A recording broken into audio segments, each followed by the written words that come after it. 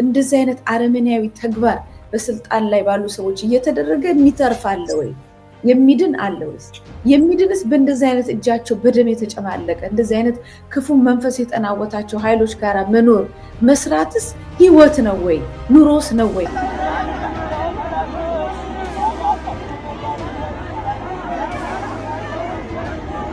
ተሰሩት የተባሉ ተተኳሽ ጥይቶች፣ ተሰሩት የተባሉ ድሮኖች እንደዚህ ንጹሃንን ከ120 በላይ ልብ አድርጉ ለፋሲካ በዓል ዝግጅት እያደረጉ እንግዲህ በጸሎቱ ሐሙስ በስቅለቱ ማግስት ነው እንግዲህ ንጹሃን የተጨፈጨፉት። ወጥተው ገበያ ሄደው ለባህል ዝግጅት የሚያደርጉ ንጹሃን አመረትኩት በሚለው ድሮን ጨፈጨፈ። ይሄን ሲያደርግ የትላንትናው የመጀመሪያ ብቻ ማለት ነው።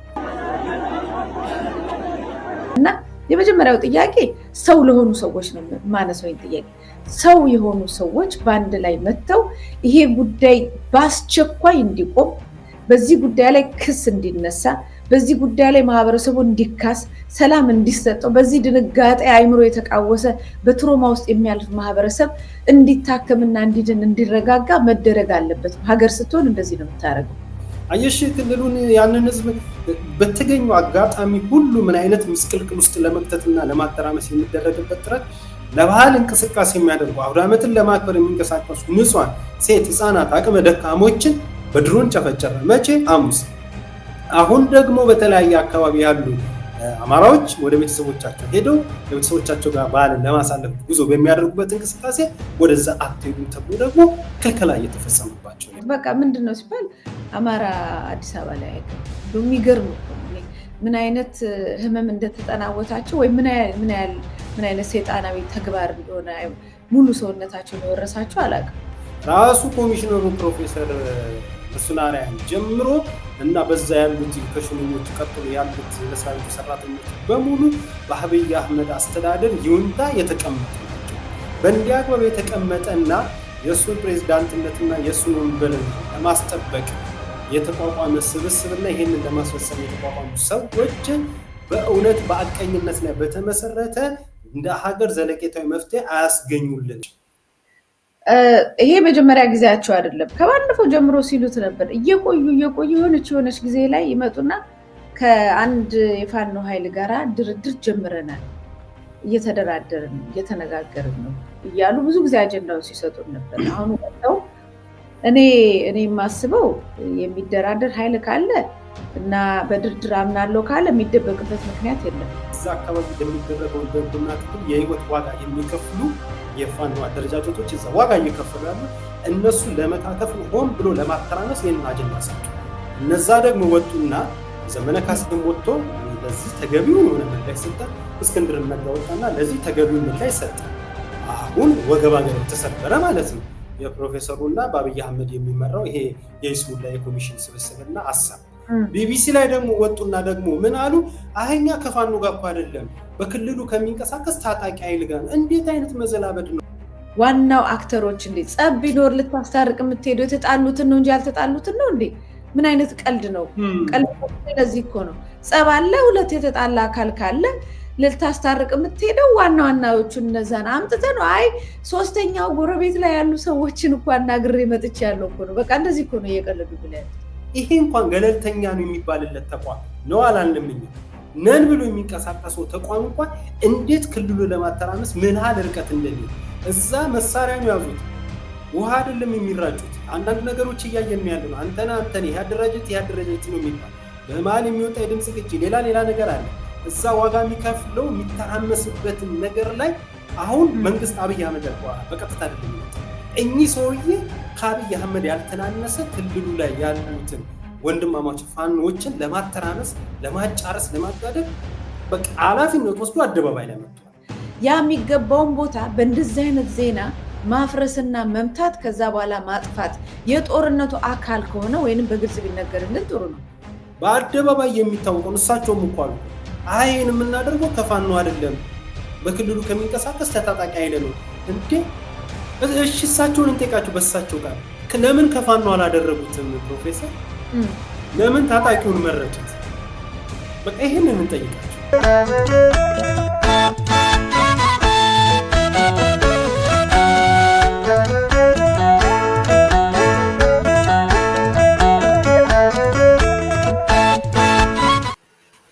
ሰላም ጤና ይስጥልን። የነጋሪ ቲቪ ስለ ሀገር ተመልካቾቻችን ኮሚሽኑ ከየትኛው ታጣቂ ጋር ነው የሚገናኘው በሚል ርዕሰ ጉዳይ ከጋዜጠኛ መታሰቢያ ቀጸላ ጋር አብረን ቆይታ እናደርጋለን። እስከ መሰናዶ ፍጻሜያችን ድረስ አብራችሁ እንድትቆዩኝ የምጋብዛችሁ እኔ ይድነቃቸው ከበደ ነኝ።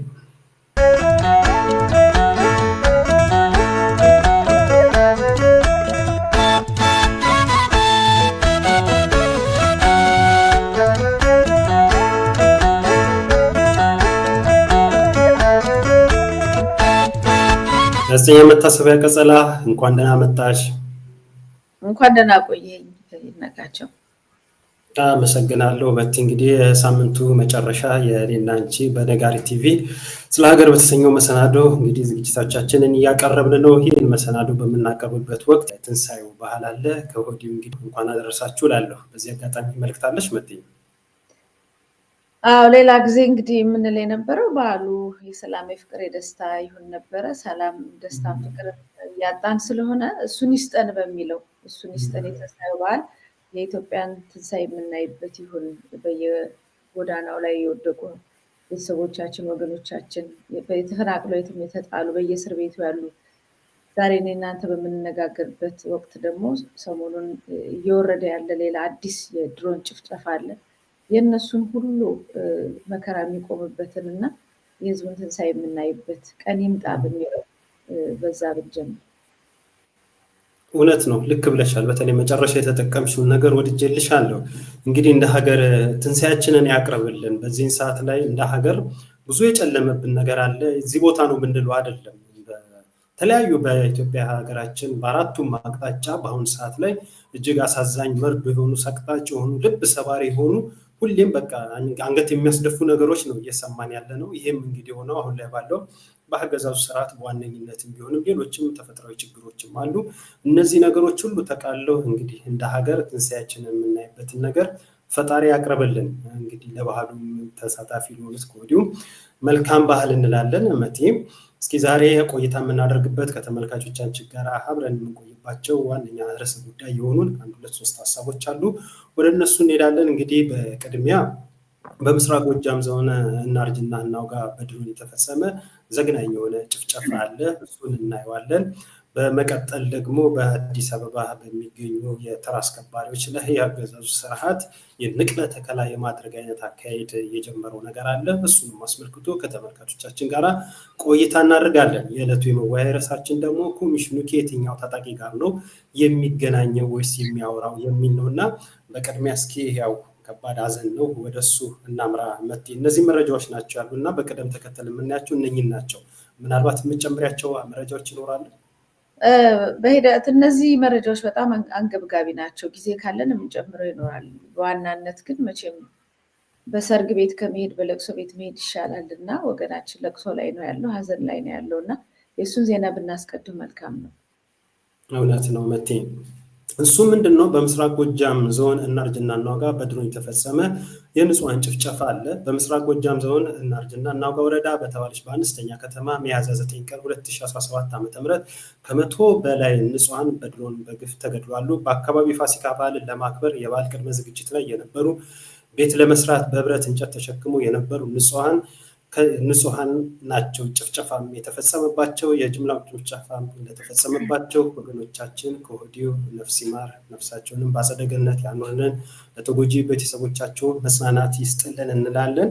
ምናልባት መቲው ወደዚህ ነው ጥልቅ የሆነ ቆይታም የምናደርገው። ወደዛ ከማምራታችን በፊት እስኪ አንድ የተዘጋጀ ቪዲዮ አለ፣ እሱን እንመልከተው በቅድሚያ። መልካም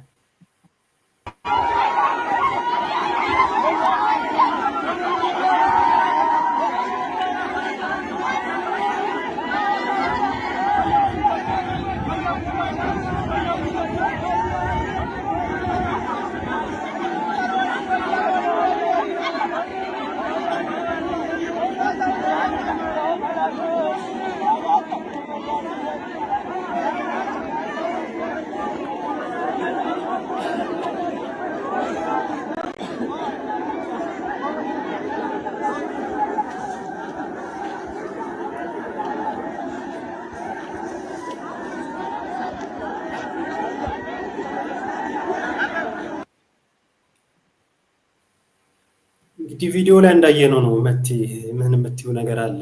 እጅግ ልብ ሰባሪ የሆነ ነገር ነው። ምን አስባለሽ? በጣም ከባድ ነው። መጀመሪያ ያው የተጎዱትን ነፍሳቸውን ይማርልን፣ የቆሰሉትን እንደዚሁ ቶሎ ለመዳን ያብቃልን። በሀዘን ላይ ያሉትን ቤተሰቦቻቸውን ድንገት አመት በዓልን ለማክበር ደፋ ቀና እያሉ ያሉ ቤተሰቦችን ድንገት ከጎናቸው ባጧቸው ወገኖቻቸው ሀዘን ላይ ተቀምጠዋል፣ ልባቸው ተሰብሯል። አካባቢው ማህበረሰብ ከባድ ድንጋጤና ሀዘን ላይ ወድቋል። እንዳለ ለሁሉም መጽናናትን ይስጥልን ነው። ሌላ ምን እንላለን? ግን ሁልጊዜ እነዚህ ነገሮች የተቀርጸው የሚቀመጡ ናቸው።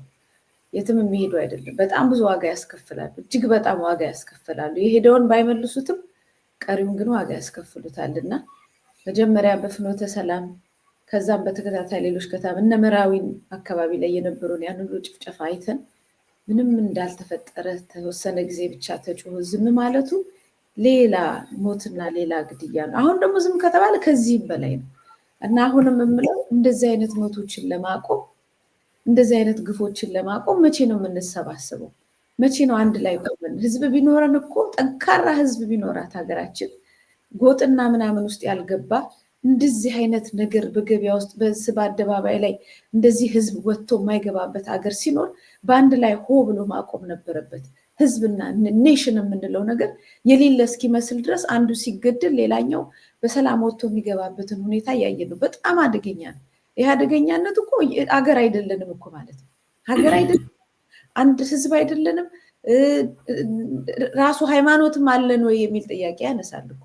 እኔ ሃይማኖት እያለኝ ለሌላ ህዝብ እንድቆም የሚያስገድደ ሃይማኖት እያለኝ አይቼ እንዳላየ ይህ አይመለከተኝም፣ የኔ አይደለም፣ የኔን ቋንቋ አይናገርም ብዬ ዝም ስል እኮ ሃይማኖቴንም ሰውነቴንም ኢትዮጵያዊነቴንም ሁሉም ነገር እየካድኩ ነው። እሱ አይደለም ችግሩ። እሱንም ክዶ መኖር ይቻላል ወይ? እሱንም ክዶ አያገባኝም ብሎ ሌላ ቦታ ላይ እየተጨፈጨፈ ያለውን ኃይል እያዩ ይበለውን አያገባኝም ብሎ እሱ በቤት ውስጥ አንድ ቀን ሁለት ቀን ሊቀጥል ይችላል፣ እድሜ ሊያራዝም ይችላል። እንደዚህ አይነት አረመኔያዊ ተግባር በስልጣን ላይ ባሉ ሰዎች እየተደረገ የሚተርፍ አለ ወይ? የሚድን አለ ወይስ? የሚድንስ በእንደዚህ አይነት እጃቸው በደም የተጨማለቀ እንደዚህ አይነት ክፉ መንፈስ የጠናወታቸው ኃይሎች ጋር መኖር መስራትስ ህይወት ነው ወይ? ኑሮስ ነው ወይ? ሀገር ነው ወይ የሚለው ነገር በጣም ብዙ ጥያቄ ያስነሳል። እና የመጀመሪያው ጥያቄ ሰው ለሆኑ ሰዎች ነው ማነሳው ጥያቄ። ሰው የሆኑ ሰዎች በአንድ ላይ መጥተው ይሄ ጉዳይ በአስቸኳይ እንዲቆም፣ በዚህ ጉዳይ ላይ ክስ እንዲነሳ፣ በዚህ ጉዳይ ላይ ማህበረሰቡ እንዲካስ፣ ሰላም እንዲሰጠው፣ በዚህ ድንጋጤ አይምሮ የተቃወሰ በትሮማ ውስጥ የሚያልፍ ማህበረሰብ እንዲታከምና እንዲድን እንዲረጋጋ መደረግ አለበት። ሀገር ስትሆን እንደዚህ ነው የምታደርገው። ከዛ ውጭ ያለው ማህበረሰብ እንደው ይበለው ምናምን ብሎ በጠላትነት የተነሳ ያለውን ኃይል እሱን ደግሞ ፌስ የምታደርገው ነው፣ ፋይት የምታደርገው ነው። መቼም ገሎ እስኪጨርስ ድረስ አትቀመጥም። እሱ እንደዚህ ከሰማይ ከምድር እየወረደብህ አንተ እዚህ ጋር ከጎን ከወንድሞች ጋር እየተባላ የምትኖርበት ጊዜም የለም። በጣም ሞኝነት ነው። ስለዚህ እኔ የምለው በውጭ ያለን እንዳለን፣ በውጭ ያለን እንዳለን እንደው የወደቅን ካልሆነን፣ በሆዳችን የወደቅን በጎጣችን የወደቅን ካልሆነን፣ ውጭ ያለን እንዳለን ይሄንን ማውገዝ፣ ክስ መመስረት፣ መጠየቅ ለዓለም አቀፉ ማህበረሰብ እንዲሁም ሀገራችን ውስጥ ላለው ኃይል ሁሉ ጠቅላላ ይሄ የሚቆምበትን ነገር መምከር፣ ዛሬውን ቁጭ ብለን መምከር አለብን እንጂ እንደባለፈው እየረሳ ነው። ምኑ ላይ ጠፉ፣ በቃ አለቁ አይደለ? ምን አረግን? በእርግጥ የሚታገላለ የሚጮሃለ ምን የሚላለ። ግን እኮ ሌላ ሀገር ላይ ቢሆን ይሄ ምን ያህል ዓለሙን እንደሚያናውጠው እናውቃለን አይደል? በእኛ ጊዜ ሲሆን ነው ይሄ ነፍስ የሚያንሰው ዋጋ የሌለው። በእንደዚህ አይነት ሁኔታዎች በአደባባይ በሰማይ በምድር በሚቀረጽ ቪዲዮ እያየን ቁጭ ብለን እያደርን እረስተን መኖር የምንችለው ጉዳይ ነው እንዴ? ይሄ በጣም አደገኛ ጉዳይ ነው እና ከሚሆንብን ነገር ይልቅ ራሳችንን እንድንመለከት ቢያደርገን መልካም ነው ብዬ ነው የማስበው። የዛን ጊዜ ስንመለከት መፍትሄዎች እናመጣለን። አንድነታችንን አጠናክረን መፍትሄ እናመጣለን። ይሄ የተወሰኑ ሰዎች ሞት አይደለም። ይሄ ሀገር የማፍረስ ሂደት ነው። ይሄ ሀገርን ያፈርሳል። በትክክል ሀገርን የሚያፈርስ ሂደት ነው። ይነቃቸው። በጣም ነው የሚያሳዝነው። በጣም ስሜታዊ ሆንኩ። በጣም አዝናለሁ። ደግሞ አልጸጸትም ስሜታዊ በመሆን። ከዚህ የበለጠ ግፍና መከራ በማንም የሰው ልጅ ላይ ሊመጣ አይችልም። ልክ ነሽ መቲ፣ እውነት ነው። ከዚህ በላይ ምን ስሜታዊ የሚያደርግ ነገር ይኖራል? አለመሆኑ ነበር አስገራሚ ነገር የሚያደርገው። ይሄ ነገር የተለመደ ነገር ሆኗል። በተለይ በአገዛዙ መር በሆነ በሚካሄደው ጦርነት በአማራው ክልል ላይ አሁን እንግዲህ ጭፍጨፋ እየተካሄደ ነው ያለው። ከዚህ ቀደም ደጋግመን ሰርተነዋል። መቲ አስታውሰሽም እንደሆነ በተለያዩ መሰናዶዎችም ሽፋን ሰጥተነዋል። ይሄ ነገር ልብ ብለሽ እንደሆነ መቲ በሀገር ውስጥ ተመረተ ተብሎ እንደዛ በፌሽታ የተቆነበትና በሰበር ዜና የመንግስት ሚዲያ ሲያጥለቀልቅ የነበረው የድሮን አምርተናል፣ የጥይት ተተኳሽ አምርተናል ጉዳይ በእጅጉ አሳሳቢ ነው። ይሄ ነገር እንዴ ፌሽታ የሚታይበት የሚያስደስት እንደ አንድ ትልቅ ግኝት የሚደረግ ነገር መሆን የለበትም። ይሄ ነገር ተደረገ እየተባለ ያለው የራስን ዜጋ ለማጥፋት ነው፣ ቆም ተብሎ ሊታሰብበት ይገባል በማለት ደጋግመን ፕሮግራሞችን ሰርተናል። መቲ እንደምታስታውሽ ከሆነ ይሄው ያለው ነገር ብዙ ማስረጃ የሚያስፈልገው ነገር አይደለም። ተሰሩት የተባሉ ተተኳሽ ጥይቶች፣ ተሰሩት የተባሉ ድሮኖች እንደዚህ ንጹሃንን እንግዲህ ከ120 በላይ ልብ አድርጊ መቲ ለፋሲካ በዓል ዝግጅት እያደረጉ እንግዲህ በጸሎቱ ሐሙስ በስቅለቱ ማግስት ነው እንግዲህ ንጹሃን የተጨፈጨፉት። ወጥተው ገበያ ሄደው ለባህል ዝግጅት የሚያደርጉ ንጹሃን አመረትኩት በሚለው ድሮን ጨፈጨፈ። ይሄን ሲያደርግ የትላንትን ነው የመጀመሪያ ብቻም አይደለም፣ ከዛ ቀደም በተደጋጋሚ ሲደረግ ነበረ። ይሄን ነገርም ደጋግመንም ስንለው ነበረ። አሁን ትልቁ ቁም ነገር መሆን ያለበት አንቺ ያልሽው ላይ ነው የሚመጣው። ምክንያቱም ይሄ ደጋግመን እንደዚህ መናገራችን አገዛዙ ስርዓት እየወሰደ ያለው ፍጹም የሆነ አምባገነናዊ እርምጃዎችን በተመለከተ ደጋግመን ብለናል፣ ወደፊት እንለዋለን። ትልቁ ነገር ግን አሁን ያነሳሽው ነገር እንዲህ ያለው ግፍና በደል ሲፈጸም ሁሉም ማለት ነው አንደኛ በዚህ በቀጥታ ተዋነ ከዚህ ከህልውና ትግሉ ጋር ተያይዘው የፊት ቀደም ተሳታፊዎች አሉ። እነዚህ እንዲህ አይነቱ ግፍና በደል እንዲቆም በጋራ የሚቆሙበት ሁኔታ መፍጠር መቻል አለባቸው። ከምንም በላይ ደግሞ የዓለም አቀፍ የሰብአዊ ተቋማት ይሄ ሰብአዊነት ነው፣ ሌላ ነገር አይደለም። ከዚህ ቀደም እኔና አንቺን በሰራነው ፕሮግራም ሽፋን እንደሰጠነው ሳምንት ላይ አስታውሰሽ እንደሆነ በለንደን እንዲሁም በጀርመን በተለያዩ አካባቢዎች ባለ ህሊናዎች ወጥተው በአደባባይ ላይ ድምፅ አሰምተዋል። ይሄ ነገር ሊበረታታ ይገባል ብለን ነበር። አሁንም እንዲህ አይነቱን ግፍና በደሎችን በሰነድ በማስረጃ በማስደገፍ በአደባባይ በመውጣት የዓለም አቀፍ ተቋማት የዘር ማጥፋት ጭፍጨፋ እየተካሄደ ነው ያለው።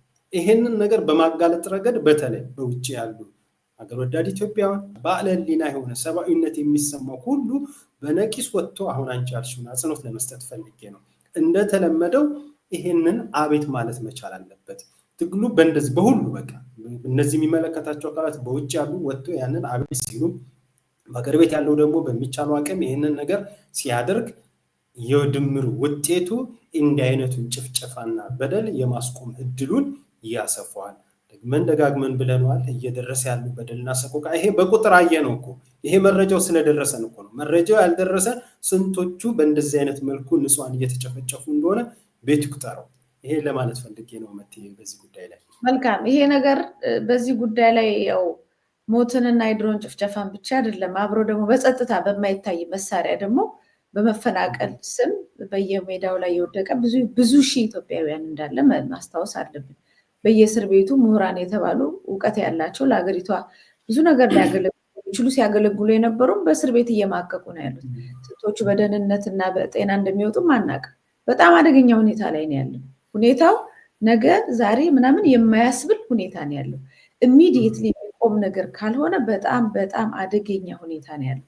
እንደምታውቀው ያው አዲስ አበባ አሁን ስለ መሬት ይሄ የኔ ነው አዲስ አበባ የኔ ነው ምናምን አዲስ አበባ የኔ ነው ብሎ ህዝብን ማፈናቀል ምናምን በጣም አደገኛ ነገር ነው። ህዝቡም ተነስቶ ሊዋጋው ይገባል። በኋላም ሌሎች መረጃዎች አሉን። ይሄ የማይመለሱ ነፍሶችንስ በሚመለከት ነገ ማንለው ነገር አለ። የምናጣቸው ነፍሶች የማይመለሱ ፈጽሞ ማናገኛቸውን ነፍሶች ሀገራችን እንደ ሀገር ዋጋ ከፍላባቸው የስንት ህዝብን የሚያድኑ የሚያገለግሉ በሕክምና በትምህርት ሴክተሩ ላይ በብዙ ያሉ የት ናቸው ያሉት? እስር ቤት አይደለም ያሉት?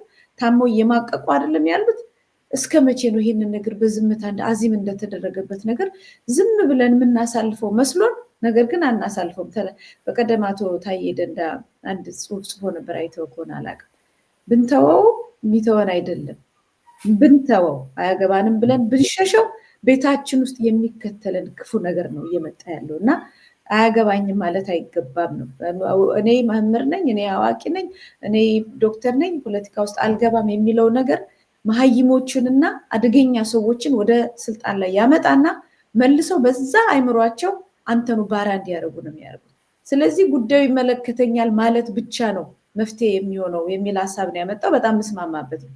ማንኛውም እንደዚህ አይነት ነገሮች በዛች ሀገር እንደመኖራችን ባንኖርም ተወላጅ እንደመሆናችን የትም የተበተንን ይሄ ጉዳይ ይመለከተናል ብለን መነሳት አለብን የሚለውን ሀሳብ አጽንኦት ለመስጠት እወዳለሁ። እውነት ነው መቴ። ከዚህ ጋር በተያያዘ እንግዲህ አሁንም ከዛም አንወጣም። እንግዲህ መንግስት መር በሆኖ በእንደዚህ የአጥፍቶ ጠፊ እንቅስቃሴ ክልሉ አደገኛ ቀውስ ውስጥ ነው ያለው። እንግዲህ በባህል እንደዚህ ንጹሃን በድሮን እንደተጨፈጨፉ ሁሉ ደግሞ በህይወት ያሉት ደግሞ የሚደርስባቸው ምስቅልቅል በተመለከተ ዶይቼ ቬለ የጀርመን ድምፅ ሬዲዮ አንድ ዘገባ ይዞ ወጥቷል። ከዚህ ጋር አያይዘን እንድናየው ብዬው ነው። እሱ ምንድነው በአማራ ክልል በመንግስት መር በሚካሄደው ጦርነት ምክንያት በባህል አክባሪዎች ወደ ክልሉ መሄድ እንዳይችሉ ነው እንግዲህ ዶይቼ ቬለ እየዘገበው። ትንሣኤ በዓልን ከየቤተሰቦቻቸው ጋር ለማክበር ከተለያየ አካባቢ ወደ አማራ ክልል የሚጓዙ የአማራ ክልል ተወላጆች ወደ ክልሉ መሄድ እንዳልቻሉ ነው ዶይቼ ቬለ ያስታወቁት። በተለያየ አካባቢ የሚኖሩት የአማራ ክልል ተወላጆች ፋሲካን የመሳሰሉ ባህላትን ከወላጅ ከቤተሰቦቻቸው ጋር ያከብሩ ነበር። ዘንድሮ ግን በመንግስት የጸጥታ ኃይልና በፋኖ ታጣቂዎች በሚደረገው ውጊያ ጉዟቸውና ልምምዳቸው እንደተስተጓጎለባቸው ገልጸዋል በማለት የዶይቼ ቬለ በሰፊው ዘገባ ሰርቶበታል። እንግዲህ ከዚሁ ጋር ነው ልሽ እንግዲህ ሲቻል ነቃቸው ታስታውስ እንደሆነ 7 ዓመት አዲስ አይደለም። ትዝ አይልም? አዲስ አበባ እኮ ክልክል ነበር። በፊትማ ምን ነበረ መትልኩ ከሆነች ከአማራ ክልል በዋነኝነት ክልከላ ሲያደርጉት የነበሩ ባህላት የሃይማኖታዊ ባህላት ወይም የኢትዮጵያ ክብረ ባህላት እንደዚህ ምንድነው እንዳዶሃ ምናምን የመሳሰሉ ሌሎችም ነገሮች ሲኖሩ ይደረግ የነበረው ምንድነው ሙሉ አዲስ አበባን ይወጥሩና ከሌላ አካባቢ አማራው እንዳይገባ ክልከላ ነው። በዋነኝነት ክልከላውን ይህን ነበር ሲፈጽሙ የነበሩ። ሌላው ምንድነው የሚያደርጉት ወደዛ ሲገባና ሲወጣ በየቦታው ኬላ እየዘረጉ መታወቂያ አምጣ እያሉ ገንዘብ እየተቀበሉ እያጉላሉ እያሰሩ ምን ያደርጉ ነበር። አሁን ደግሞ ምን አደረጉ? ጭራሽ ወደዛም እንዳይኬድ በፊት እንዳይገባም ነበር በዋነኝነት ክልከላ ሲያደርጉት የነበረው ወደ አዲስ አበባ እንዳይገባ ነበር። አሁን ደግሞ ወደዛም እንዳይገባ ጭምር ክልከላ ሲያደርጉ አየሽ ክልሉን ያንን ህዝብ በተገኙ አጋጣሚ ሁሉ ምን አይነት ምስቅልቅል ውስጥ ለመክተትና ለማተራመስ የሚደረግበት ጥረት ለባህል እንቅስቃሴ የሚያደርጉ አውደ ዓመትን ለማክበር የሚንቀሳቀሱ ንጹሃን ሴት ህፃናት አቅመ ደካሞችን በድሮን ጨፈጨፈ። መቼ? ሐሙስ።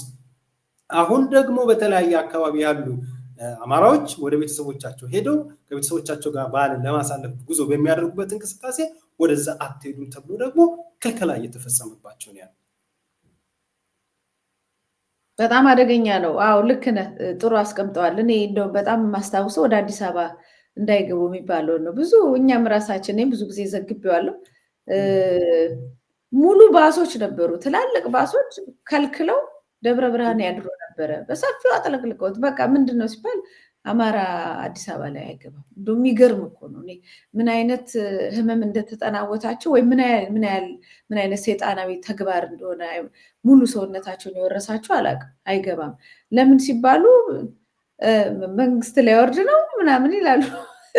እኔ እኮ የምልህ በጣም ምስኪኑ ገጠሪው ምኑ ተማሪው ከዩኒቨርሲቲ ያለውን የሚያሳግቱት በአንድ ወቅት እንዳለ ማሳገቱንም አሁንም ሳስበው በዛ አሁን ይህንን ነገርም ለማቆምም ሊሆን ይችላል የአማራው ማህበረሰብ መውጣትና መግባቱንም እንዲያቆምና ምንም አይነት እንቅስቃሴ እንዳያደርግም ሊሆን ይችላል ፈርቶ በመሀል የሚያሳግቱትም የሚል ሀሳብ አለኝ። እና አሁን ነው እሱንም በተደጋጋሚ ይከለክላሉ፣ ወደ አዲስ አበባ እንዳይገባ ይላሉ። አሁን ደግሞ ከአዲስ አበባ ወደ ክፍለ ሀገር እንዳይሄድ ካሉ በመሀል ደግሞ የሚያልፈውንም ደግሞ እያገቱ እዛ አባይ በረሃ ላይ አካባቢ አግተው ገንዘብ ይጠይቃሉ። ከአመት አመት የማይቀየር ያሉበት ቦታ አንተም እንደገለጽኩ ከዚህ ቀደም የሚታወቁበት በንግድ ባንክ ብር የሚጠይቁበት ማንም ዞር ብሎ የማያቸው ዋና ዋና አጋቾች የተቀመጡበት ማለት ነው። እዛ የሚፈልጉትን ነገር ሲያደርጉ ኖረዋል። እና ምን አይነት ጥላቻ ይሁን የሆነ መንፈስ ይሁን አልገባኝም። ሰይጣናዊ ተግባራቸው በጣም ትላንትና በወያኔ ጊዜ በዓላትን ጠብቆ ደም ይፈስ ነበር። እሬቻ በለው ፋሲካ በለው ምን ሁሉ ጊዜ ባህል ጠብቆ የሆነ ህዝብ ይገደል ነበር። ትዝ ይለኛል ትላንትና በሬቻም ቢሆን ይህንን ሁሉ ህዝብ የጨፈጨፉ ሰዎች ናቸው ከወያኔ ጋር የነበሩ። ኦህዴድ ነው አሁንም ስልጣን ላይ ያለው። ለዚህ እኮ ነው እዛም አካባቢ ጭፍጨፋ ያልተቋረጠው። ምናልባት በሞኝነት የኛ የሆነ ሰው መንግስት ላይ መጥቷልና እንከተለው ያደረገውን ያርግ የሚል ሞኝ ማህበረሰብ ካለ ትላንት ኦህዴድ ውስጥ ሆነው አንዴ በኢሬቻ ላይ አንዴ በተለያየ በዓላት ላይ ጭፍጨፋ ሲያካሄድ የነበረው እስረኞቹ ኦሮመኛ ይናገራሉ፣ እስር ቤቱ ኦሮመኛ ነው የሚናገሩ የተባለው ሁሉ ኃላፊነት ያለባቸው ሰዎች አሁን ስልጣን ላይ ያሉት ሰዎች ናቸው። ክፋትንና አረመኔነትን በመደገፍ አትቀይረው። ያንተ ቤት ይሁን አባት ይሁን እናት ይሁን አረመኔ ነው። ምንም ነገር አረመኔነትን ነው፣ ሁኔታውን ነው የምትጸየፈው የምትጋፋው እንጂ ዘመዴ ስለሆነ አረመኔነት ልክ ነው ወይም የኔ ብሔር ስለሆነ ልክ ነው የሚባል ነገር የለም። ልክማ ቢሆን ኖሮ ይሄ ሁሉ ጭፍጨፋ በኦሮሚያም አይደረግም ነበር። እንደዛም ሆኖ በጣም ከባድ የሆነ መንፈሳዊ ነገርም ያለበት ነገር ነው። እኔ መቼም ጸሎትን በከፍተኛ ሁኔታ ያስፈልገዋል ባይ ነኝ። ይሄ ከባድ የሆነ መንፈሳዊ ውጊያ ነው የሚመስለው። ደም ማፍሰስ እጅግ በጣም የሚያስደስታቸው ሰው ሲያልፍ ደስ የማይላቸው አሁን በዚህ ፋሲካ በዓል ላይ ለምን ሰው በሰላም ያርፋል? ለምን ይገበያያል? ለምን አልተሰበረም? እንዴት ወጥቶ ገበያ ላይ ምናምን እንዴት ያከብራል? እንዴት ወጥቶ ቤት ይሰራል? ይሄ እኮ መሰበር ያለበት ማልቀስ ያለበት ህዝብ ነው ብሎ ነው አይደለ? ፋሲካውን በለቅሶ እንዲያከብር ፋሲካውን በቀብር ስነስርዓትና በዚህ ሁሉ ሰቀቀን ውስጥ እንዲያከብር ፈልገው ይሄንን አደረጉ። ይሄን የሚያደርግ የሰው ኃይል አለ? እኔ የማውቀው የሰይጣን መንፈስ ብቻ ነው። ይህንን እንደ ማምለክ እቆጥረዋለሁ። ከዚህ በኋላ ከዚህ መንግስት ጋር የሚሰራ ይህንን የገዳይ መንፈስ እንደ መቀበል ነው የማየው። እንደዚህ አይነት ደስ በጣም አዲስ ነገርም አይደለም፣ በአደባባይ ተነግሯል። እንዴ ሰው ሲሞትና ሲገደል ይሄን ሁሉ መከራትን ሲል ችግኝ ትተክላለህ ሲባል ቢያንስ ጥላ ይሆንለታል ለሬሳው ያለ በሰው ሞትና መከራ እንዲህ የሚሳለቅ ኃይል ከሰው ወገን ነው ብዬ ለማመን በጣም ይቸግረኛል። ብዙ ልክ ነሽ። ያው መንፈስ መሆኑንም እኮ አሻሚም እኮ አይደለም እኮ እየተዋጋም ያለውም ራሱም እኮ ከእምነት ተቋማትም ጭምር እኮ ነው እየሆነ ያለው። ይሄው እርክስ መንፈስ መሆኑ አስረጅም እኮ የሚሻው ነገር እኮ አይደለም።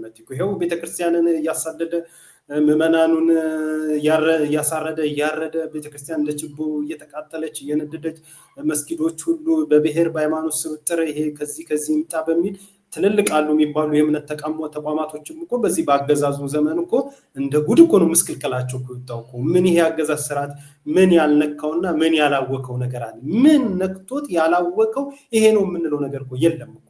በቃ እያንዳንዱን የእምነት ተቋማት ምኑ ከምንኩቱ እና አደገኛ ነገር ውስጥ ነው ያለ ነው። በእርግጥ ከዚህ ነገር ለመውጣት ያው ሁሉም በየፊናው የሚቻለውን በጎ አስተዋጽኦ እያደረገ ነው ያለው። ይሄ በጎ አስተዋጽኦ ግን መናበብን ይጠይቃል፣ መረዳዳትን ይጠይቃል፣ አንድነትን ይጠይቃል፣ እጅ ለእጅን መያያዝን ይጠይቃል። በእንደዚህና መሰል በሆኑ የትግል ስልቶች የአገዛዙ ስርዓት እንግዲህ ለአንዴና ለመጨረሻ ጊዜ መስመር የሚይዝበት ነገር ሩቅ እንደማይሆን ተስፋ አደርጋለሁ። እንግዲህ ለዚሁም ያው ፈጣሪ ይርዳን ነው የምለው። መቲ ወደ ሁለተኛ ርዕሰ ጉዳያችን እንሂድ ወይስ በእነዚህ ባነሳናቸው ማጠቃለያ ያሰባለሽ?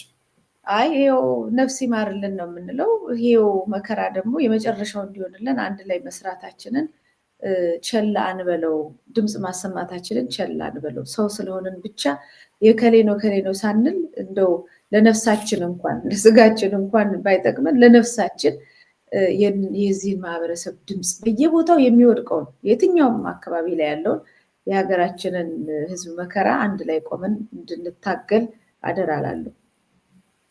መልካም፣ ያንቺኑ መልእክት ነው እኔም የምጋራው መድገም እንዳይሆንብኝ ብዬ ነው። መቲ አመሰግናለሁ። እስኪ ወደ ዋናው ወደ ሁለተኛው ርዕሰ ጉዳያችን ወደ ሌላው ቀድመን የሚያነሳ ነው ሀሳብ እንዳለ ሆነ። እሱም ምንድን ነው? በአማራ ክልል የሚገኘው ታጣቂ ቡድን ለምክክር ኮሚሽን አጀንዳ አስገብቷል ሲሉ ፕሮፌሰር መስፍን አርአያ በተለያየ መገናኛ ብዙሃን እየገለጹ ይገኛሉ። በአማራ ክልል የሚገኙ ታጣቂ ቡድን በባለፈው ሳምንት አጀንዳውን ለምክክር ኮሚሽን አስገብቷል ሲሉ የሀገራዊ ምክክር ኮሚሽኑ ፕሮፌሰር መስፍን አርአያ ገልጸዋል። አጀንዳው ለኮሚሽኑ ያስገባው ቡድን ማን ነው ተብሎም ለቀረበላቸው ጥያቄ ዋና ኮሚሽኑ በሰጡት ምላሽ ማንነቱን መግለጽ የምንችለው ቡድኑ ፍቃዱ ሲሰጠን ብቻ ነው ብለዋል። ሆኖም ግን ፕሮፌሰር መስፍን አርአያ ይሄንን ማለታቸውን ተከትሎ ታጣቂ ቡድን ለምክክር ኮሚሽን አጀንዳ አስገብቷል ማለታቸውን ተከትሎ በይፋ የሚታወቁ የፋኖ አደረጃጀቶች መሪ የሆኑት ዘመነ ካሴ፣ እስክንድር ነጋ የእሳቸውን ንግግርና አባባልን ውድቅ አድርጎባቸዋል። ይህ የእሳቸውን አነጋገርና የሰጡትን ቃለመጠይቅ ውድቅ መሆኑን ተከትሎ አሁን ላይ ደግሞ ከቢቢሲ ጋር ባደረጉትም ቃለመጠይቅ ደግሞ በአማራ ክልል በአካሄድ ነው አጀንዳ ማሰባሰብ ከፋኖ ውጭ ያለ ታጣቂ ቡድን ለውይይትን ምላሽ ለማግኘት አጀንዳ ማስገባቱ ገልጸዋል። እኚሁ ሹመኛ በዚህ ጉዳይ ላይ ነው ቆይታ የምናደርገው። ምን አስተያየት አለሽ? ይሄ መጀመሪያ ጊዜያቸው አይደለም። ከባለፈው ጀምሮ ሲሉት ነበር። እየቆዩ የሆነች ጊዜ ላይ ይመጡና ከአንድ የፋኖ ኃይል ጋራ ድርድር ጀምረናል። እየተደራደርን ነው እየተነጋገርን ነው እያሉ ብዙ ጊዜ አጀንዳውን ሲሰጡን ነበር። አሁን ወጥተው እኔ የማስበው የሚደራደር ኃይል ካለ እና በድርድር አምናለሁ ካለ የሚደበቅበት ምክንያት የለም። በአደባባይ ወጥቶ እደራደራለሁ ከመንግስት ጋር ብሎ መናገር አለበት። ከደበቀ ግን አለ ወይ የሚለውን ጥያቄ ነው። ከደበቀ እደራደራለሁ ግን እኔ ስሜ እንዳይነሳ ምናምን ካለ አናምንም። ካለ በፊት ለፊት ይህንን በኮንፊደንስ መናገር አለበት። የሚደራደር ኃይል እደራደራለሁ ካለ ስሙን እስኪጠቀስ ድረስ መስማማት መቻል አለበት። አለዛ ይሄ ነገር አጀንዳ ሆኖ ተፈጥሮ ስራዬ ተብሎ በዛ በኩል ግብ እንዲፈጠር እርስ በርስ መናቆር እንዲመጣ ተፈልጎ ነው ወይ የሚለውን ጥያቄ ነው የሚያመጣብኝ ለኔ። ምክንያቱም እንደሱ ካልሆነ በግልጽም ሊመጡ ይችላሉ። ለምሳሌ በግልጽ እናንተና እየተደራደሩ ነው ከኛ ጋር ብለው ሊመጡ ይችላሉ። ያ የሚደራደረው ኃይል እየተደራደርኩ አይደለም ካለ አልተደራደርም ማለት ነው። አይ እነሱ ስላሉ ብቻ አንተ ተደራድራል ምናምን ብለህ ሆ ብለህ ስዘምትበት የነሱ አጀንዳ የአብይ አህመድ ሰርግና ምላሽ ሆነለት ማለት ነው። ስለዚህ ይችን አጀንዳ በየጊዜው እየጣሉ እየሄዱበት ነው እና ለዚህ ነው ባለፈው ከሆነ ቡድን ጋር አሉ፣ አሁን ደግሞ ታጣቂ ቡድን አሉ። እንደገና ታጣቂ እያሉ ነው ያለው። ታጣቂ ያልሆነ ቡድን ማን ነው ያለው? ከዛ ደግሞ ፋኖ አይደለም ከፋኖ ያልሆነም ይላል። ምናልባት መረጃዎቹ እርስ በርስ የተቀያየሩ ናቸው እና እናስገባቸው እና እናያቸው መሰለኝ።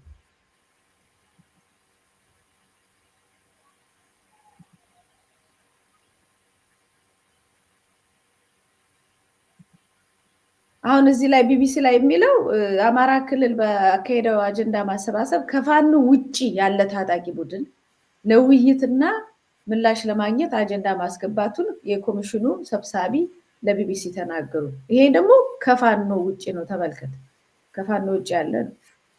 በአማራ ክልል ለምክክር ኮሚሽን እንደገና ልመልሰው ይቅርታ።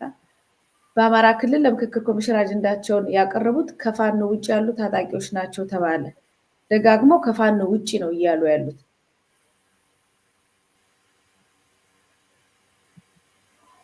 በአማራ ክልል የሚገኝ ታጣቂ ቡድን ለምክክር ኮሚሽኑ አጀንዳውን አስገብቷል ምናምን። አሁን ይሄኛውም እንደዚህ በአማራ ክልል የሚገኝ ታጣቂ ቡድን ባሳለፍነው ሳምንት አጀንዳውን ለምክክር ኮሚሽን አስገብቷል ሲሉ ሀገራዊ ምክክር ኮሚሽን ዋና ኮሚሽነር ተናገሩ ይላል። አሁን ጥያቄው የሚመጣው ከፋኖ ውጪ የታጠቀ ኃይል አለ ወይ ነው። ምናልባት ይሄን ነው እንድናየው የምንፈልገው። ከፋኖ ውጪ ታጣቂ ኃይል ያለው እንደምናውቀው በተለይ አማራ ክልል ከፋኖ ውጪ አድማ በታኝ፣ ከፋኖ ውጪ ሚኒሻ፣ ከፋኖ ውጪ መከላከያ፣ ሌላው ፋኖ ነው። ስለዚህ ሚኒሻ፣ አድማ በታኝ፣ መከላከያ የመንግስት ኃይል ነው። ከነዚህ ጋራ ነው ማለት ነው። እንዴት ነው? ግልጽ ስላልሆነ እንትን እኮ ነው ይኸውልሽ መቲ፣ ቅደም ተከተሉን ስናየው የነገሩ ሂደት ብለሽ እንደሆነ ከአንቺ ጋር በሰራነው ፕሮግራም እንዲሁም በተለያየ መልኩ በዚህ ጉዳይ ላይ ይመለከተናል የሚሉ የሚዲያ አካላትም አንቂዎችም ብዙዎችም ሲሰጡት የነበረው አስተያየት በተለይ እና አንቺ እየሰራነው መነሻ አድርገን ስንመጣ ይሄ ምክክር ኮሚሽን በባህር ዳር ያንን ነገር አደረግኩኝ፣ አጀንዳ የማሰባሰብ ስራ እያከናወንኩኝ ነው። በዚህ አጀንዳ የማሰባሰብ ስራ ላይ ደግሞ ወደፊት በምክክር ኮሚሽኑ ከሚታዩ የፖለቲካ እስረኞችን፣ ታጣቂዎችን እነዚህ ከነገሌ መሌ ብሎ ዘርዝሮ እነዚህን ሁሉ ያሳተፈ ነገር ነው የማደርገው ሲል ያኔ ምን የሚል ሀሳብ አቀረብን? ኖ አስቀድሞ ምን ስንል ነበረ? ይሄኛውን ግልጽነትና አሳታፊነት የጎደለው ነው። በመርህ ደረጃ ምክክር፣ ንግግር፣ ውይይት፣ ድርድር እንዲህ ነገር የሚጠሉ አይደለም፣ ተገቢነት ያላቸው ነገሮች ናቸው። የዓለም አቀፍ ተቀባይነት ያላቸው ስምምነቶች ናቸው። አፈጻጸሙ፣ ሂደቱ፣ አሳታፊነቱ፣ ግልጽነቱ ላይ ግን አሁን ላይ ስናየው ግን የተዛባ ነው። ራሱ ኮሚሽነሩ ፕሮፌሰር መስፍን አርአያን ጀምሮ እና በዛ ያሉት ከሹመኞቹ ቀጥሎ ያሉት የመስሪያ ቤቱ ሰራተኞች በሙሉ በአብይ አህመድ አስተዳደር ይሁንታ የተቀመጡ ናቸው። በእንዲህ አግባብ የተቀመጠና የእሱን ፕሬዝዳንትነትና የእሱን ወንበርን ለማስጠበቅ የተቋቋመ ስብስብና ይህንን ለማስፈጸም የተቋቋሙ ሰዎች በእውነት በአቀኝነት ላይ በተመሰረተ እንደ ሀገር ዘለቄታዊ መፍትሄ አያስገኙልንም። ይሄ ነገር ሊከለስ ድጋሚ ሊታይ ሊጤን ይገባዋል። በመርህ ደረጃ ምክክር፣ ንግግር፣ ውይይት ምናምን የሚባሉ ነገር አላስፈላጊ አይደለም የሚል እሳቤ የለንም የሚል የብዙዎቻችን ሀሳብ ነበር። ይሄንን ስንል አይ ተባልና ቀጥሎ መጣና በባህር ዳሩ ጉባኤው ላይ አጀንዳ በማሰባሰብ በተባለው ላይ ይኸው ሰዎችን አሰባስቤ እስረኞችንም ለማስፈታት ታጣቂዎችንም ወደ ድርድሩ እንዲመጡ ለማድረግ የማላደርገው ጥረት የለም። ይሁሉ ነገር አድርጋለሁ። እንዳውም የመጀመሪያውን ቅድመ እንትኑን ሁሉ መንግስት ወስዶ የተኩስ አቁም ማድረግ መቻል ያለበት መንግስት ነው ከታጣቂዎቹ የሚል ነገር ተናገረ። አረ ይሄ ነገር ለምሳሌ አታስመስለው በሁለተኛ ደግሞ ያመጣ ነው ማለት ነው። የዛኛውን ምላሽ ይሄንን ሲመልስ ለምሳሌ አታድርገው፣ እውነተኛና ቀኛውን ድርድር ከተፈለገ ወደፊት አሳተፋቸዋለሁ ከምትል እስኪ እስረኞቹ እንዲፈቱ አድርግ። የግፍ የህሊና እስረኞች መጀመሪያ መታሰር ያልነበረባቸው እስረኞች ይፈቱ። እውነት ደግሞ ተኩስ መንግስት ያቆማል ብለህ ነበር፣ ይሄንን እስኪ አስቁም እያል ይሄው እናንቺ እየተነጋገርን እኮ ከአንድ ቀን በፊት እኮ በድሮን እኮ ንጹሃን እኮ እየተጨፈጨፉ ነው ያሉት። መጥ ይሄንን ማድረግ አልቻልክም። ይሄ ነገር ምንድን ነው? እንደገና ደግሞ አጀንዳ አሰባሰብኩ የምትለው የት አለ? ማንስ ተሳታፊ የለም? አቀኛ የፖለቲካ ፓርቲ በሌለበት፣ እስረኞች በታሰሩበት ሁኔታ፣ ለነፍስ ዋጋ የሚከፍሉ ታጣቂዎች ጫካ ባሉበት ሁኔታ፣ በክልሉ አንቂ የሚባሉ ታዋቂ የሚባሉ ግማሹ በተሰደደበት ግማሹ እስር ቤት ባለበት ሁኔታ አንቺ ራስሽ የተጠቀምሽው ነገር የቀበሌ በሴፍትኔት የታቀፈ እዚህና እዚያ ያለ በአንድ አዳራሽ ውስጥ ሰብስቦ አጀንዳ ሰበሰብኩ አይቻልም አያዋጣም የሚል አስተያየት ሰጠ። ይህን በሰጠን ሳምንት ባልሞላ ደግሞ እኚህ ሰውዬ ወጡና ምን አሉ? አይ ተቀብለናል፣ አጀንዳማ መቀበል ጀምረናል። በፋኖ ማን ነው በአማራ ክልል ከሚንቀሳቀሱ ታጣቂ ኃይሎች አሉ። እንዴ ሰውዬ ምንድነው ተልኮ ተባለና የዚህ ሰውዬ ንግግርን ተከትሎ ደግሞ በክልሉ ላይ የተለያየ አደረጃጀት ሊኖር ይችላል። ያው የሚያደርጓቸው እንቅስቃሴዎች እንዳለ ሆኖ ስመጥር ይሆኑ ደግሞ አሉ። በአደረጃጀት ውስጥ የአደረጃጀት መሪ ሆኑ ዘመነ ካሴ ወጣና ይሄ እንደዚህ ያለ ነገር ብሎ ለዚህ ለይስሙላ ለሆነው ስብስብና የይስሙላን ተቋም ለሚመራው ሰውዬ ተገቢ የሆነ ምላሽ ሰጠ።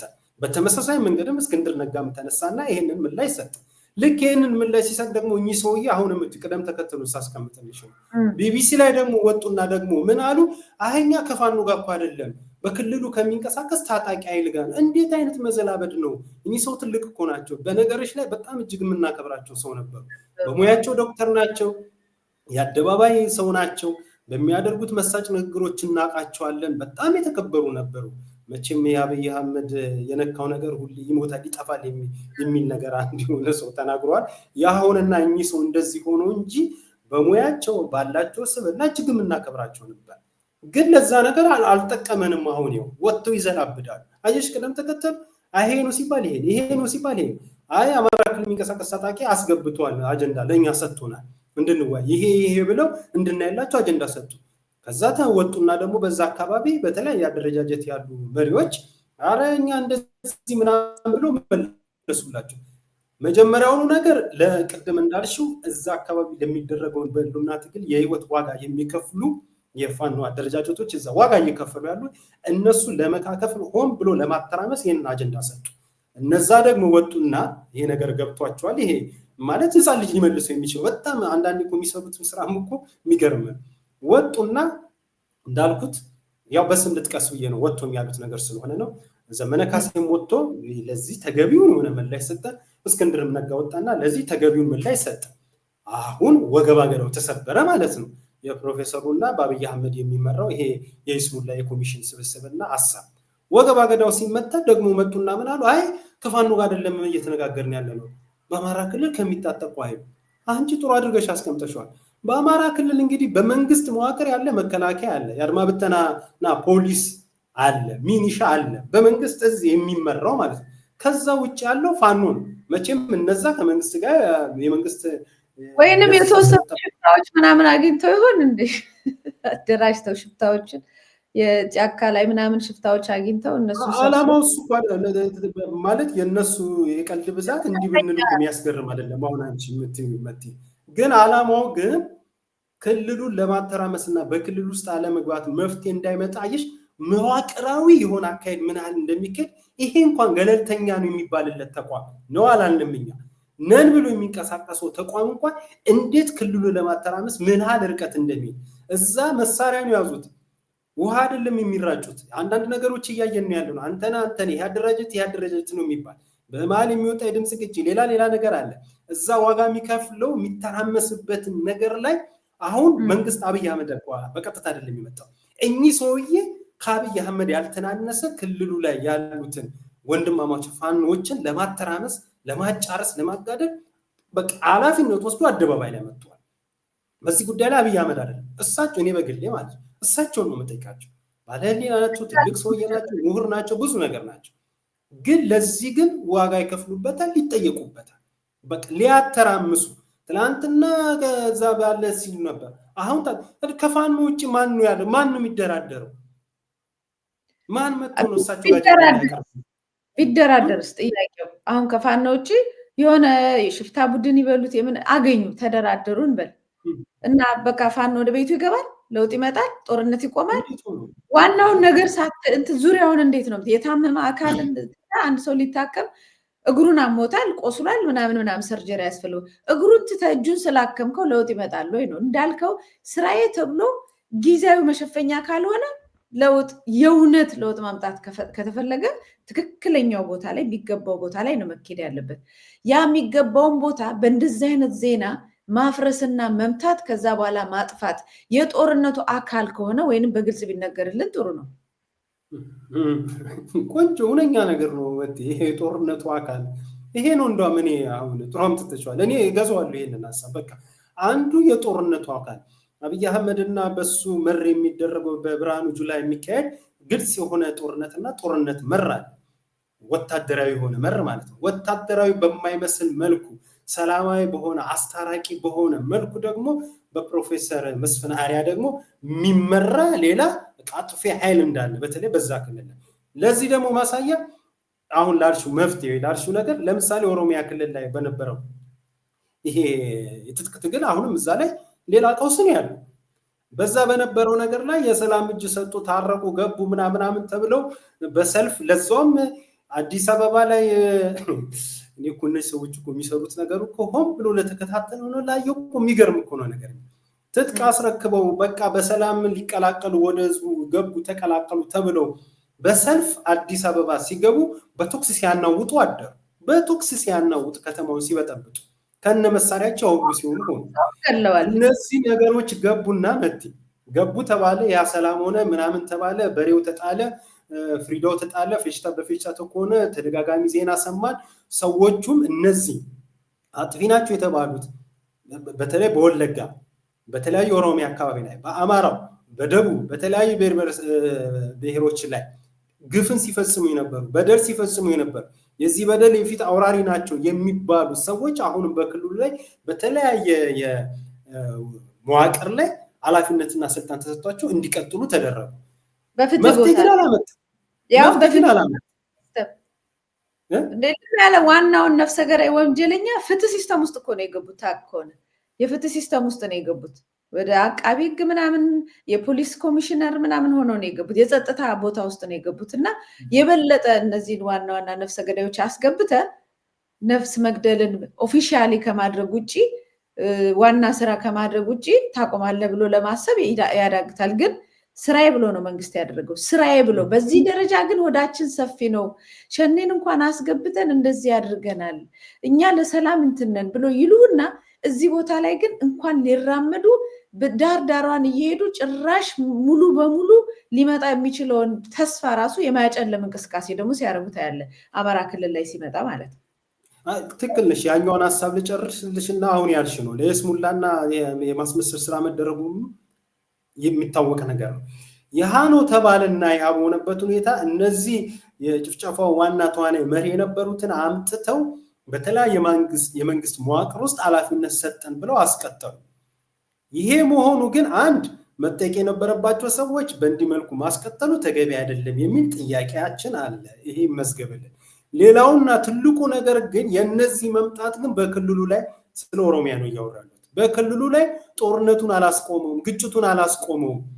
ለምን ያልን እንደሆነ እውነተኛ ተደራዳሪዎችና እውነተኛ ችግር ያለባቸው አካላቶች ከመንግስት ጋር የሚገባውን ነገር ስላልፈጸሙ አይሽ ትክክለኛው ነገር ላይ ትክክለኛ መፍትሄ ያልሰጠን እንደሆነ ይቀጥላል። ስለዚህ በኦሮሚያ አካባቢ ላይ አሁንም አፈናው፣ ጭፍጨፋው ከመንግስት ጋር የሚደረጉ ጦርነቶች ሂደቶች እንዳሉ ሆነዋል ማለት ነው።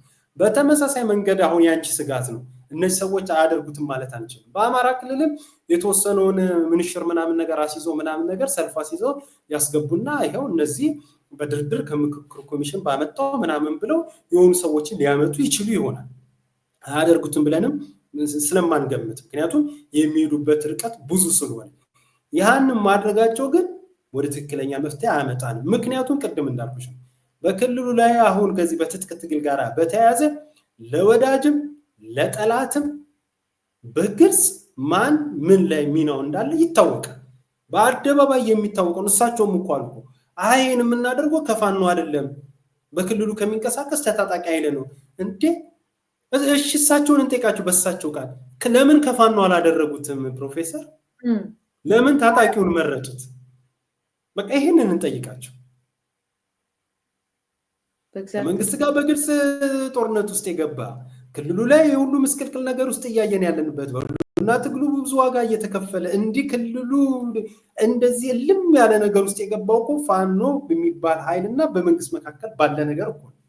ስለዚህ ፕሮፌሰር ፋኖን አይደለም አሉ ለምን ፋኖን ተውትና እኛም ማናቀው እርሶ ብቻ የሚያውቁት ታጣቂ ጋር ያንን ነገር ለማድረግ እውነት ያ ታጣቂ ያሉት ኃይል ጋር የሚያደርጉት ድርድርና ውይይት አጀንዳ ማሰባሰብ በክልሉ ላይ አሁን ለተፈጠረው ምስቅልቅል ነገር መፍትሄ ያሰጣሉ ብለን ብንጠይቅ ተገቢ ጥያቄ ሊሆን ይችላል፣ ግን ዋጋ ያጣል። ምክንያቱም መሬት ላይ ያለው አቅን ስለማይሸፍንብን መጥተው በጣም ያው እኔም ያልኩት ነው እግርህን ታመህ እጅህን እንደመታከም ማለት ነው።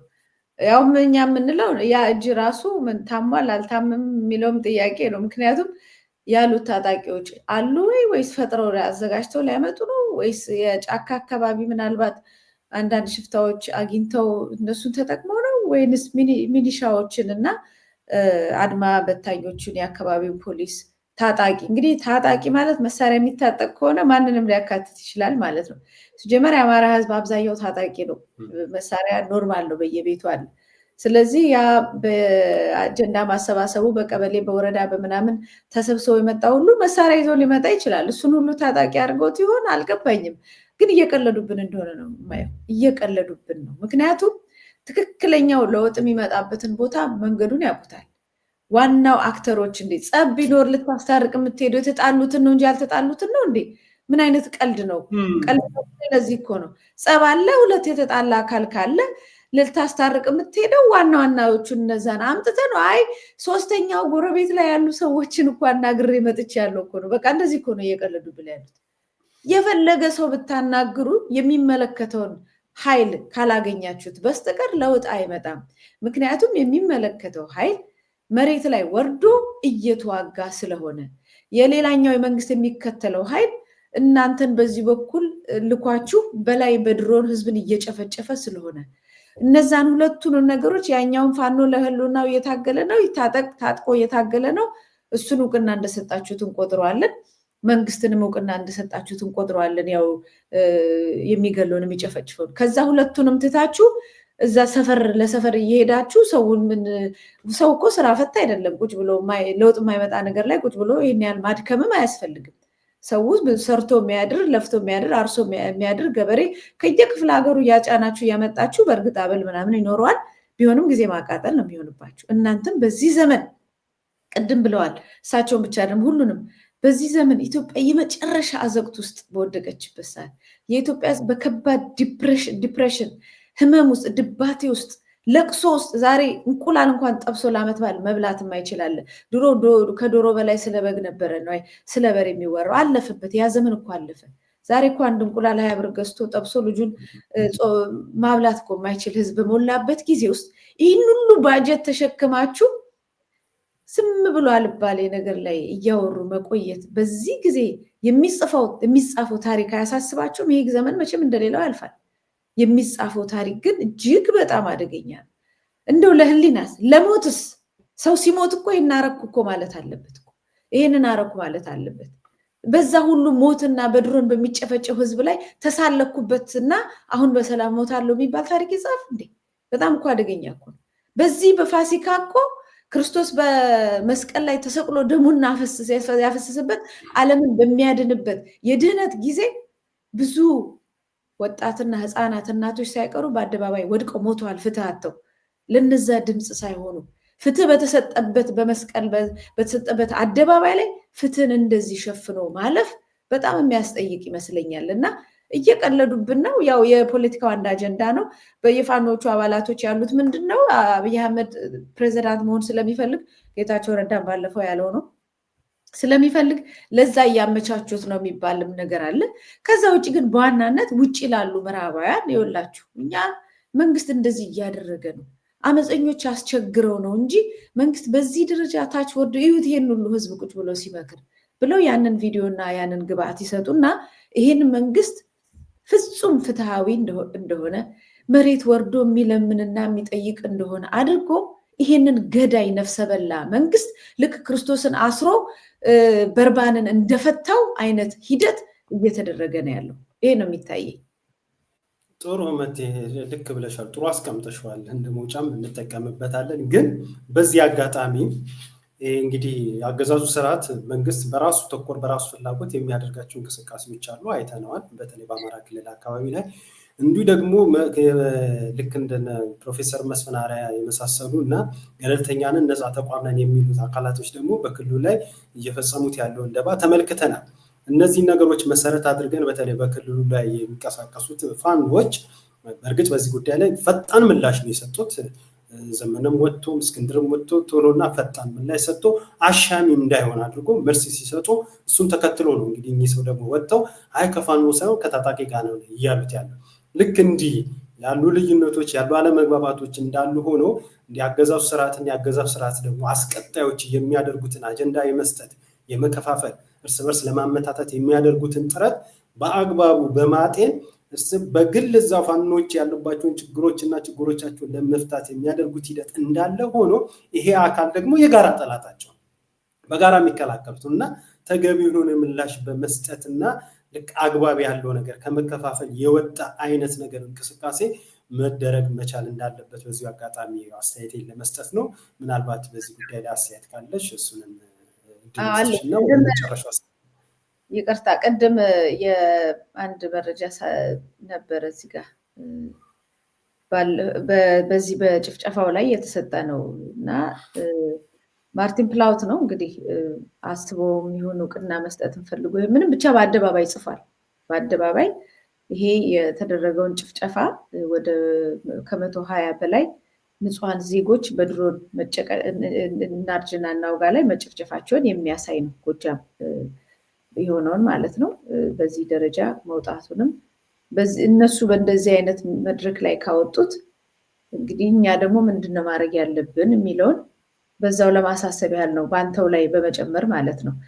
አሁን የልጆች የሚጫወቱት ቪዲዮ ጌሞች ትላልቆችም ይጫወታሉ በአሁኑ ሰዓት። በእርግጥ ቪዲዮ ጌሞች የሚጫወቱት ሰዎች ምንድነው የሆነ ቦታ የሚደርስ አንድ ሰው ከተለያየ እንትን ኦብስታክል ይመጣበታል፣ መከራ ይመጣበታል። በዚህ ጋር ሊያስቆመው የሆነ ነገር መሬቱ ይደረመሳል፣ በዚህ በኩል የሆነ የሚተኩስበት ይመጣል፣ በዚህ ጋር ያ የቪዲዮ ጌም እንደ ጦርነት እንኳን ብናየው ተመሳሳይ በጦርነትም አይነት ነው እንደምታውቀው፣ በተኩስ በምናምን ነው የሚደረገው እና ከጎን ያሉትን እየጣለ ወደፊት መሄድ ላይ ነው የሚያተኩረው።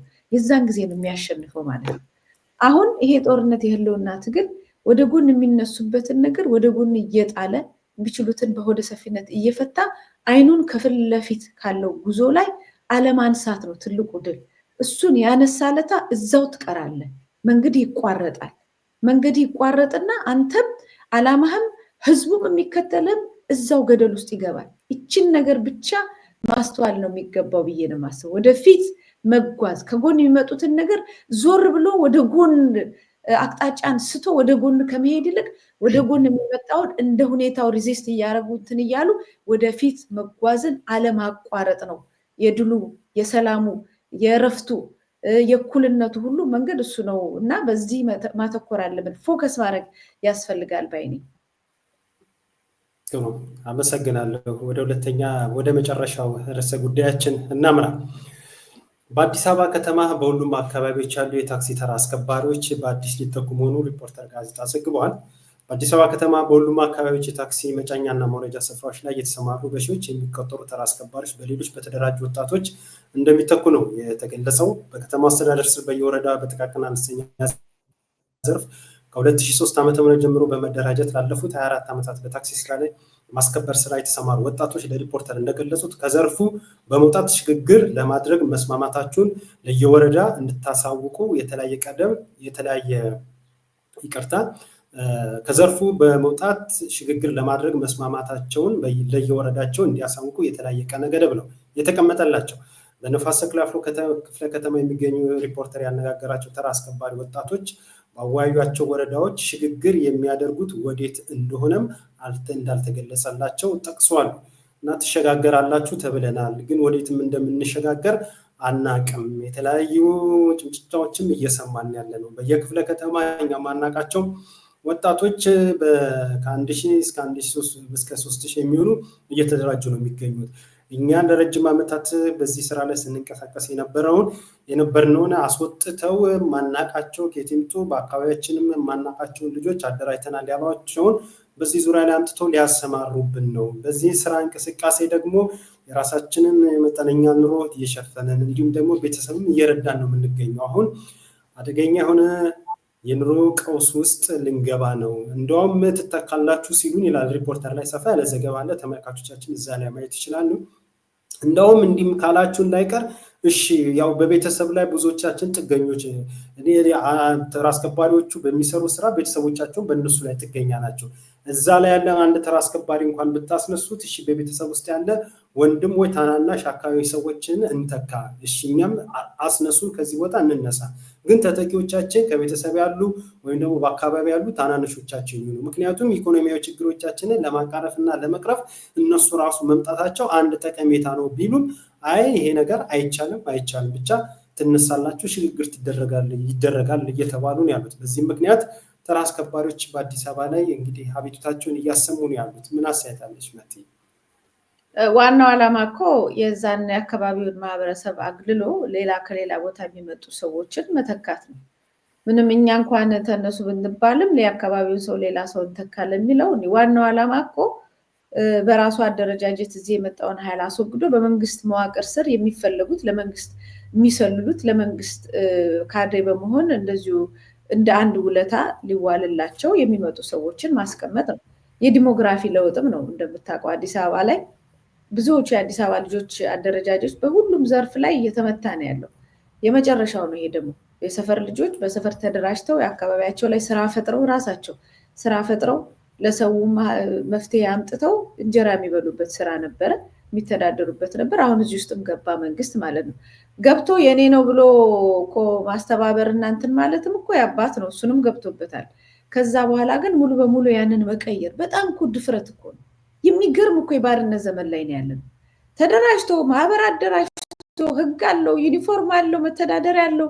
በጣም ብዙ ነገሮችን ራሱን እያሳደገ የመጣ ጥሩ አደረጃጀት ላይ አምጥቶ ሙሉ በሙሉ ይህንን አደረጃጀት ፈልገዋለሁ፣ ይጠቅመኛል፣ ለራሴ ይጠቀምበታለሁ፣ ግን እናንተ አይደላችሁም ይህንን የምታደርጉት፣ የራሴን ሰዎች ነው የማደርገው። ሰዎቹ እኮ ሄደው እኮ አንዳንድ ቦታ ላይ ሲከሱ ወደ ወረዳው ምናምን ክፍለ ከተማ ሲሄዱ እኮ አይ የኛ ኃላፊነት ተደራጅቶ የመጣልንን ሊስት መተካት ነው ያሏቸው። ተደራጅቶ የመጣልንን በመንግስት የመጣልንን ሊስት መተካት ነው፣ በእናንተ ላይ ማስወገድ ማለት ነው። በኮሪደር ልማትም በለው በምንም በለው በዛም በዚህም ብለህ ማስወገድ ነው። የአዲስ አበባ ህዝብ ታስወግደውና የአዲስ አበባን እንዲመስል የተወሰኑ ሰዎች ከነሱ ጋር የሚሰሩ ሰዎች ከፊት እንዲመጡበት ይደረጋል። ከዛ ከየትም ከዛም ከዚህም አምጥተው የራሳቸውን ሰዎች እዛ ቦታ ላይ ያስቀምጣሉ። እዚህ ቦታ ላይ እየሰራ ቤተሰቡን የሚያስተዳድር ዕጣ ፈንታው ምንድን ነው? ምን አገባቸው? ምንም እኮ ስራ ፈጠራን ማበረታታት ሰው እንጀራ የሚበላበትን ነገር ወይም ስራ አጡን ስራ በመፍጠር ኃላፊነቱን መወጣት የሚገባው መንግስት ጭራሽ ስራ ማስፈታትና የሚበላውን ሰው ወደ ማስራ በሄደበት ነው። እሱ ላይ ደግሞ ኃላፊነት ጭራሽ አይሰማኝም፣ አያገባኝም። ወተት ትጣላለህ፣ ሌላ ስራ ፈልግ። ሌላ ስራ የለም። እንግዲህ አዲስ አበባ ልጅ በሊቢያ እየሄደ በባርነት እየተሸጠ ነው ያለው፣ ወይም በተለያየ ሀገር መከራ እየበላው ነው። እንደምታውቀው ብዙ ነገር ነው መከራ እየተቀበለ ያለው የአዲስ አበባ ልጅ እና አሁን ለአዲስ አበባ ልጅ ከዚህ የበለጠ እንግዲህ የመጨረሻው ስትሮ የለም። በቃ አንተ የትም ቦታ ሰርተ መብላት አችልም። ኢቭን በቤትህ በሰፈር ያደራጀውን ራስን ነገ ጉልት የሚሸጡ ሰዎች እዛው በራቸው ላይ ምናምን እኮ ተቀምጠው ሌላ ሰው ነው እዚህ ጉልት ላይ የሚሸጠው አንቺ በር ላይ። አንቺ አያገባሽ፣ እንደውም አንቺ እዚህ አካባቢ ተወላጅ አይደለሽም፣ ስለዚህ ከዚህ አካባቢ መነሳት አለብሽ እስከ መባል እኮ ነው የሚደረሰው። እየደረሰም ያለው እኮ ይሄ ነው። የአዲስ አበባ ህዝብ ቤት ነው ያለው። በቀደም ውይይት እናደርግ ነበረ። ዛሬ እኮ ቤተክርስቲያኖቹ ሂድ እስቲ ቤተክርስቲያን ጊዮርጊስ ቤተክርስቲያን ማን ነው የሚያስቀድሰው? የለም እኮ የሚያስቀድሰው እኮ የለም፣ ከቦታ ተነስቷል። ሰንበት ተማሪዎች እኮ የሉም እኮ አካባቢውን እኮ የሚያደምቁትና ዝማሬውንና ምስጋናውን የሚያቀርቡት የሰንበት ተማሪዎች በየቤተክርስቲያኑ በየገዳማቱ ያሉት የሉም እኮ ሌላ ቦታ ተነቅለው ተጥለዋል እኮ እዛ። ስለዚህ ባዶ ማስቀረትና የዲሞግራፊ ለውጥ ነው። ዲሞግራፊ ለውጥ በቁጥር ብቻ አይደለም።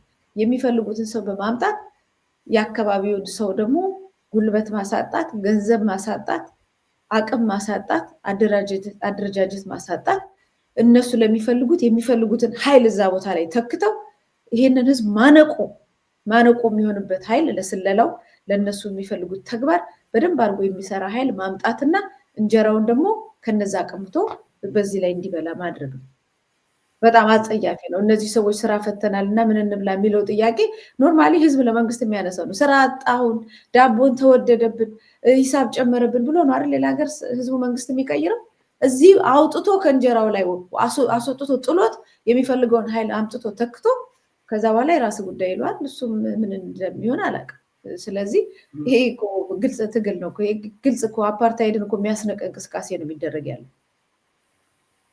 አደገኛ የሆነ ነው። በከተማው ላይ እንግዲህ ሁለገብ የሆነ ንቅለ ተከላ ነው እየተደረገ ያለው በብዙ መልኩ ማለት ነው። ልክ እንደዚህ ነባር የሆኑ የከተማ ተወላጅና ነዋሪዎች በሚያደርጓቸው የትኛውም የሆነ የንግድና የኢኮኖሚ እንቅስቃሴ ሲጀምር የነቃም ተሳትፎም የለውም። የከተማ ተወላጅና ነዋሪ በከተማው ላይ የዚህ ያህል በኢኮኖሚም በፖለቲካውም በጉዳይ ላይ የነቃ ተሳትፎ የለውም።